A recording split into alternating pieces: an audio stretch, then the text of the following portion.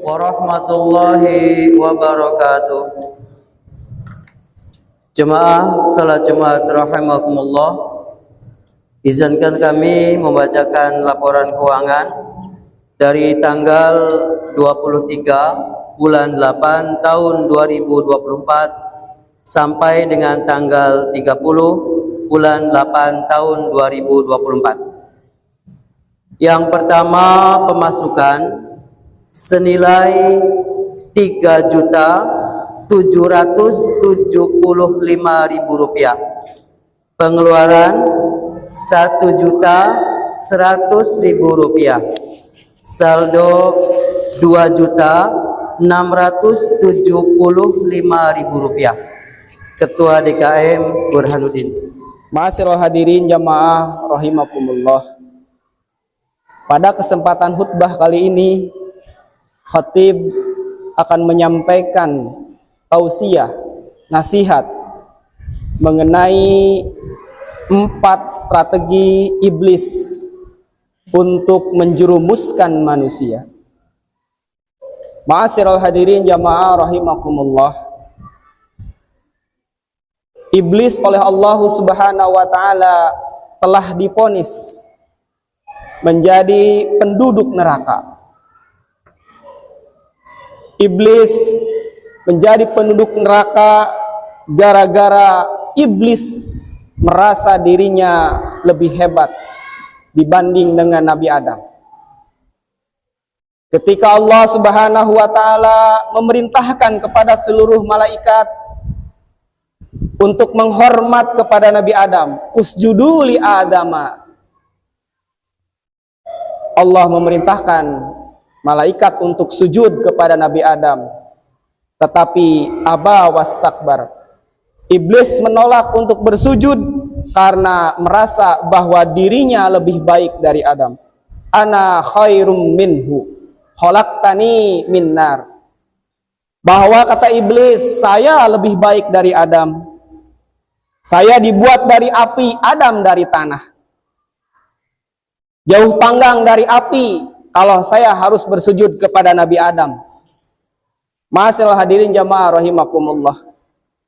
Akibatnya Allah Subhanahu wa taala marah dan mengusir iblis dari surga untuk selama-lamanya. Dan iblis diputuskan oleh Allah Subhanahu wa taala untuk menjadi ahli neraka kelak nanti di akhirat. Ma'asyiral hadirin jamaah rahimakumullah. Namun bukan iblis namanya kalau bukan licik. Iblis meminta kepada Allah Subhanahu wa taala untuk dipanjangkan umurnya. Sebagaimana dalam surat Al-A'raf ayat 14, Allah Subhanahu wa taala berfirman, "Qala anzirni ila yaumi yub'atsun." Wahai Allah, berikanlah saya tempo waktu, kata iblis, sampai hari di mana kebangkitan. Iblis minta kepada Allah untuk tidak dimatikan sampai ditiupnya sangsakala kiamat. Allah Subhanahu wa taala mengabulkan, qala innaka minal munzirin. Wahai iblis, sesungguhnya engkau saya beri tempo sampai sangsakala tiupan pertama. Ma'asyiral hadirin jamaah rahimakumullah. Kita tahu bahwa sangsakala itu akan ditiup 2 kali. Tiupan yang pertama adalah tiupan ketika Allah Subhanahu wa taala menghancurkan seluruh alam semesta ini atau hari kiamat. 40 hari kemudian Allah bangkitkan lagi seluruh manusia dari zaman Nabi Adam sampai akhir zaman dengan tiupan sangsakala kedua. Iblis oleh Allah Subhanahu wa taala diberi kesempatan akan hidup selama-lamanya sampai tibanya hari kiamat. Lalu iblis meminta kepada Allah Subhanahu wa taala bahwasanya tugasnya nanti di dunia adalah menggelincirkan manusia dari jalan menuju Allah. Qala fa bima aghwaytani la aqudanna lahum siratal mustaqim. Iblis bersumpah di hadapan Allah bahwasanya saya tidak akan tinggal diam, saya tidak akan santai, bahwasanya saya berupaya mengajak seluruh manusia untuk masuk ke dalam neraka, dijauhkan, ditutup dari jalan menuju surga. Ma'asyiral hadirin jamaah rahimakumullah,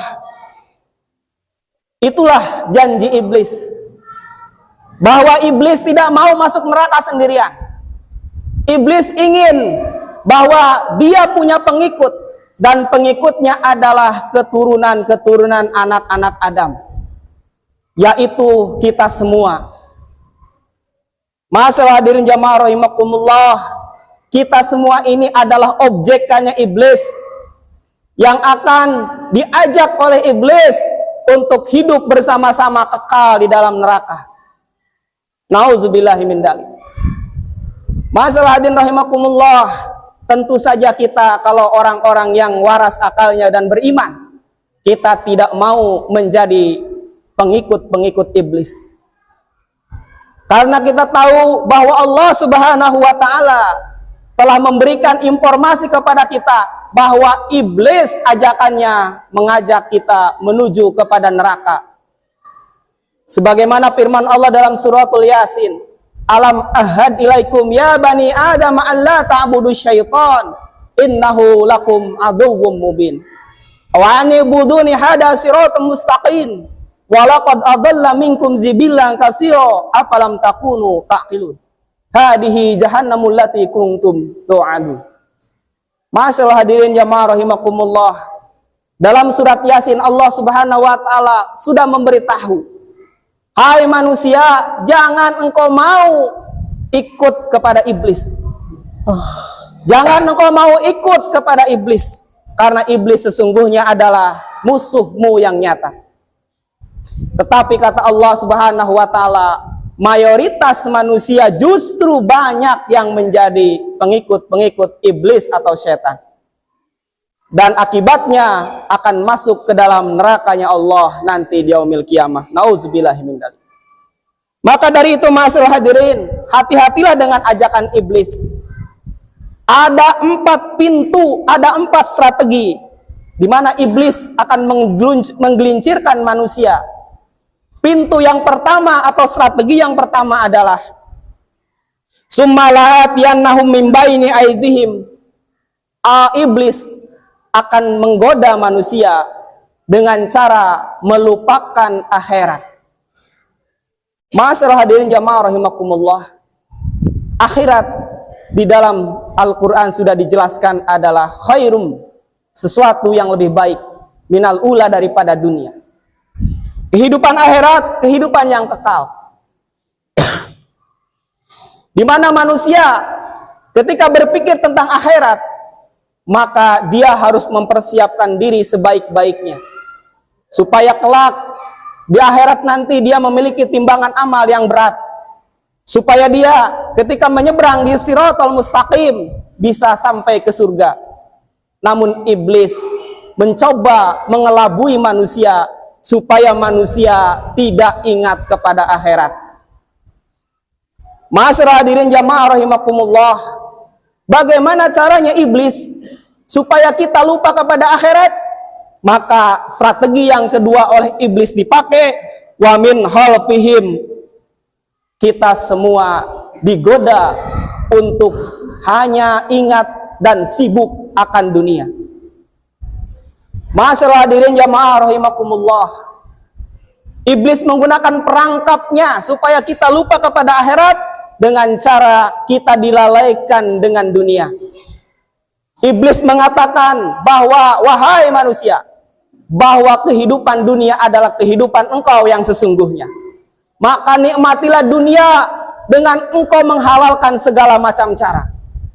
Marilah minum minuman keras, marilah berjudi, marilah untuk berbuat maksiat kepada Allah Subhanahu wa taala.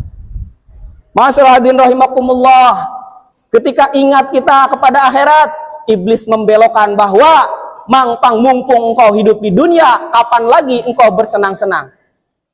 Masalah hadirin, itulah strategi iblis, di mana kita terlena, tergoda dengan syahwat dan dunia. Kita digoda oleh harta, tahta, wanita. Kita digoda dengan berbagai gemerlap kesenangan dunia, sehingga kita melupakan sujud, kita melupakan zakat, kita melupakan untuk beribadah kepada Allah dan bersenang-senang dengan berbagai macam kesenangan yang hanya melalaikan dan menghabiskan waktu saja. Ma'asyiral hadirin rahimakumullah, lihatlah bagaimana iblis mampu menyuntikkan kita untuk semangat. Mencari dunia kita semangat, peras keringat dan banting tulang. Jalan jauh kita tempuh, apalagi kalau dekat. Segala resiko kita tanggung, yang penting dunia bisa kita kumpulkan. Tetapi ketika diajak menuju akhirat, maka telinga ini mendadak tuli, maka mata ini mendadak buta, maka mulut ini mendadak bisu. Ma'asyiral hadirin jamaah rahimakumullah, maka berhati-hatilah bahwasanya dunia ini bukanlah tempat kita sebenarnya, tetapi dunia adalah tempat persinggahan.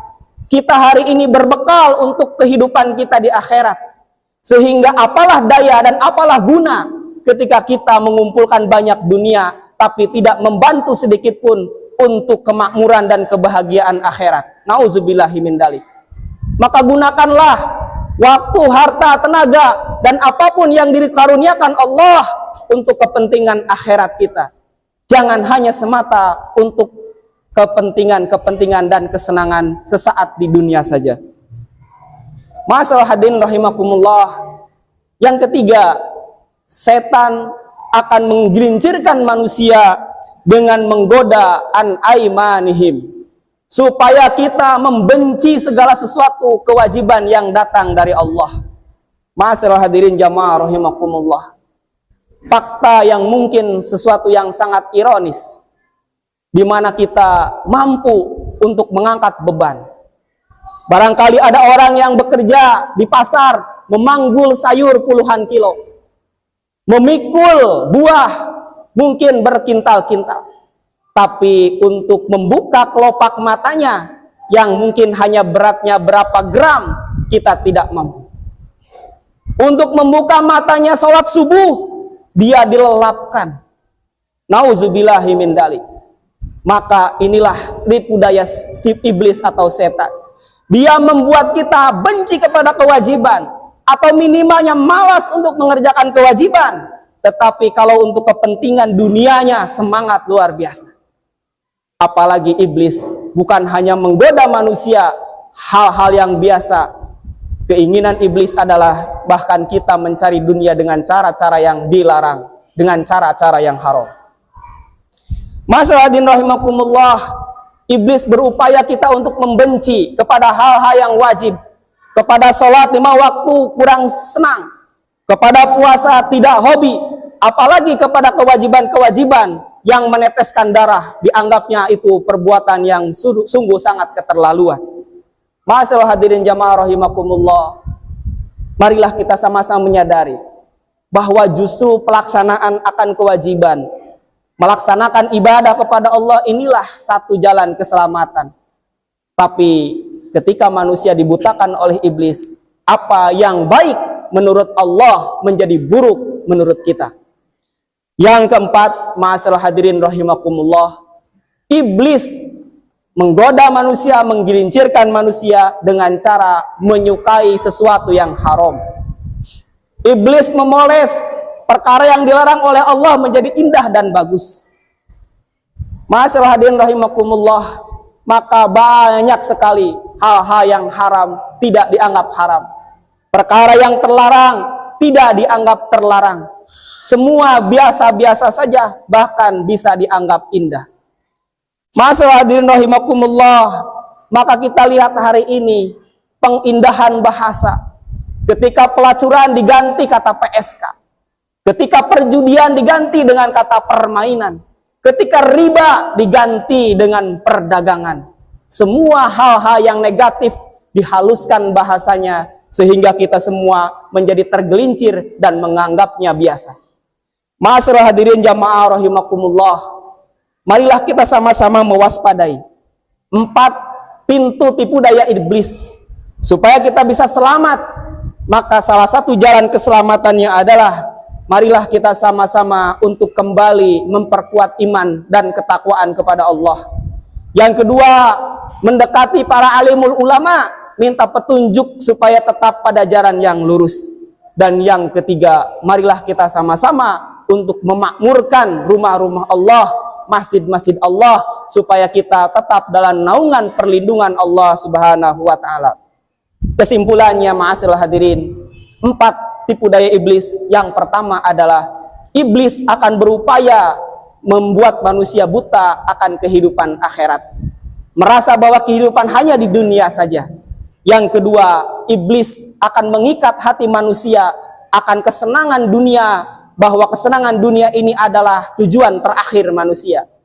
Yang ketiga, iblis akan memoles supaya manusia benci kepada kewajiban yang Allah Subhanahu wa Ta'ala tetapkan. Ketika diajak sholat, diajak ngaji, diajak hal-hal yang baik, maka hatinya menolak. Yang keempat, iblis akan memoles keburukan menjadi sesuatu yang baik, yang haram sesuatu yang indah, yang haram dianggap sesuatu yang lezat, yang haram dianggap sesuatu yang menjadi kesenangan. Maka dari itu, ketika kita sudah tahu rekayasa dan tipu daya iblis, marilah sama-sama kita berlindung kepada Allah supaya kita tidak terjebak, kita tidak terperangkap di dalamnya. Nauzubillahi min dalik. Barakallahu li wa lakum fil Qur'anil azim wa nafa'ani wa iyyakum bima fihi minal ayati wa dzikril hakim.